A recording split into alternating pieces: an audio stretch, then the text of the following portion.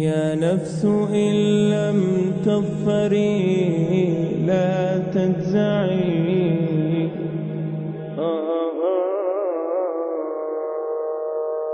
75వ సూరా అల్ ఖియామా ప్రళయం. అవతరణ మక్కా. సూక్తులు 40.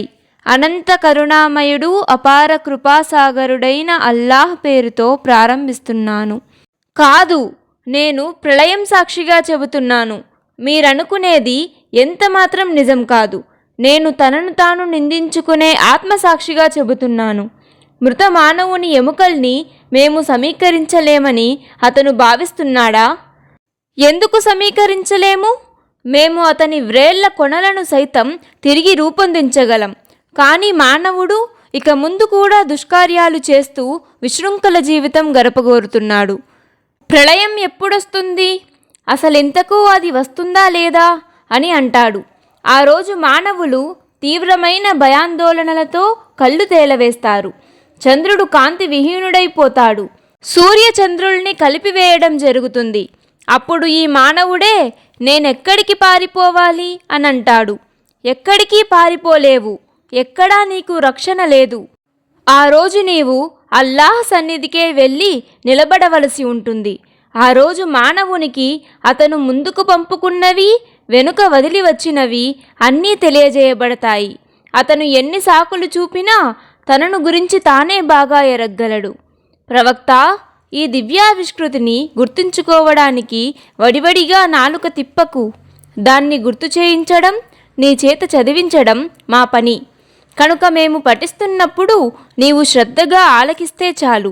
తర్వాత దాని భావం తెలియజేయడం కూడా మా బాధ్యతే. మీరనుకునేది ఎంతమాత్రం నిజం కాదు.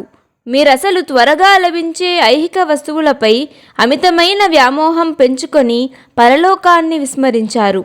ఆ రోజు కొందరి ముఖాలు కలకలలాడుతూ దేదీప్యమానంగా వెలిగిపోతుంటాయి. వారు అల్లాహ్ని ప్రత్యక్షంగా చూస్తుంటారు. మరికొందరి ముఖాలు నిరాశా నిస్పృహలతో వాడి జావకారిపోతుంటాయి. వారు తమపై పెద్ద ఆపద విరుచుకుపడబోతోందని భావిస్తూ భయపడుతూ ఉంటారు. చనిపోయాక మళ్ళీ బ్రతికించబడటం కల్లా అనే మీ అభిప్రాయం ఎంతమాత్రం నిజం కాదు. మనిషి కొన ఊపిరితో కొట్టుమిట్టాడుతున్నప్పుడు మంత్రించేవారెవరైనా ఉన్నారా అంటారు జనం. ఆ మనిషి ఇక తాను ఇహలోకం విడిపోయే సమయం ఆసన్నమైందని అనుకుంటాడు. కష్టాల మీద కష్టాలు వచ్చి పడతాయి. అదే నీ అల్లాహ్ సన్నిధికి బయలుదేరవలసిన రోజు. అయితే అతను ఈ సత్యాన్ని అంగీకరించలేదు. ప్రార్థన, నమాజ్ను చేయలేదు.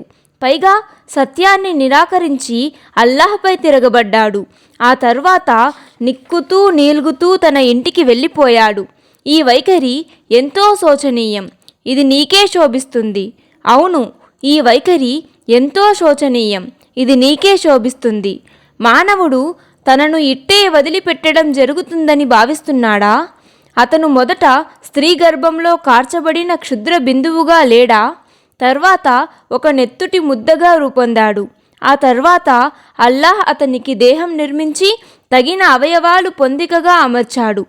ఆపై అతని నుండి 2 వేర్వేరు జాతులుగా స్త్రీ పురుషుల్ని పుట్టించాడు. ఇదంతా చేసినవాడు చనిపోయిన వాడిని మళ్ళీ బ్రతికించలేడా?